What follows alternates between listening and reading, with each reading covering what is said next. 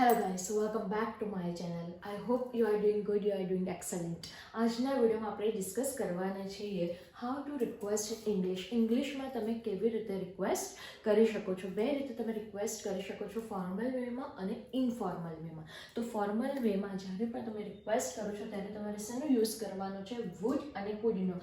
એક વસ્તુ અહીંયા એકદમ તમારા મગજમાં ક્લિયર કરજો. કુડનો મિનિંગ તમે શું સમજ્યા છો અત્યાર સુધી ટિલ નાઉ? કેનનો પાસ એટલે કુડ. પણ અહીંયા જ્યારે પણ તમે કોઈને રિક્વેસ્ટ કરો છો ત્યારે તમે કુડનો પણ યુઝ અહીંયા કરવાના છો અને કેનનો પણ યુઝ કરવાના છો. તો આપણે એક્ઝામ્પલથી હવે સમજીએ. જ્યારે પણ તમે ફોર્મલ વેમાં કુડનો યુઝ કરો છો, ફોર્મલ વેમાં, ત્યારે તમે વુડ અને કુડનો યુઝ કરશો. ઇનફોર્મલમાં તમે તમારા ફ્રેન્ડ સાથે વાત કરો છો, ઓકે, તો તમે વિલ અને કેનનો યુઝ કરવાના છો. Okay, is that clear? તો આપણે જોઈએ, એક્ઝામ્પલથી સમજીએ. શું તમે આ દરવાજો ઓપન કરશો? Would you please open the door? શું તમે આ દરવાજો ક્લોઝ કરશો? Would you please close the door? Clear? જો તમારે સ્ક્રીનશોટ લેવું હોય તો તમે સ્ક્રીનશોટ પણ લઈ શકો છો. શું તમે આ ફેન બંધ કરશો? Would you please switch off the fan? આ જે સેન્ટેન્સ આપણે વુડમાં બનાવીએ છીએ એ તમે કુડમાં પણ બનાવી શકો છો. Could you please open the door? Could you please close the door? Clear? Could you please close the window? Could you please open the window? Could you please switch off the AC? Could you please switch on the AC? Is that clear? Okay, તો આપણે વિલમાં પણ એવી જ રીતનું છે. વિલમાં પણ આપણે જોઈ લઈએ. શું તમે ભણાવવાનું બંધ કરશો? શું તમે ભણાવવાનું બંધ કરશો?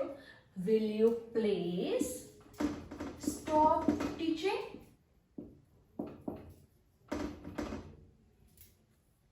Will you please stop teaching?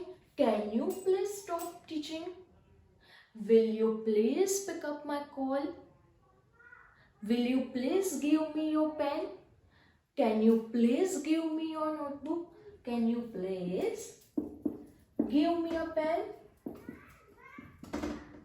આવી રીતે તમારે બધા સેન્ટેન્સ બનાવવાના છે. રિક્વેસ્ટ એવી રીતે તમે કરો કે બધા તમારી રિક્વેસ્ટને એક્સેપ્ટ કરે.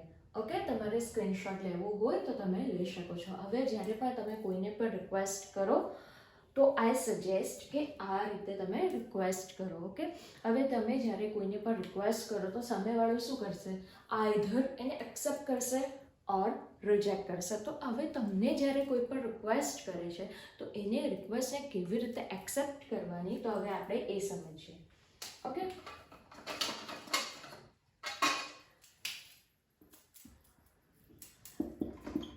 Accepting the request. જ્યારે તમે ઓકે, તમે મને એમ કીધું wood you please complete this chapter today? Ma'am, wood you please complete this chapter today? શું તમે આ ચેપ્ટર આજે બતાવી દેશો મેમ? ઓકે, તો હું તમારી રિક્વેસ્ટ એક્સેપ્ટ કરું છું. તો હું કેવી રીતે તમને રિપ્લાય આપીશ? Yes, of course, that's fine, sure. બહુ જ સિમ્પલ છે.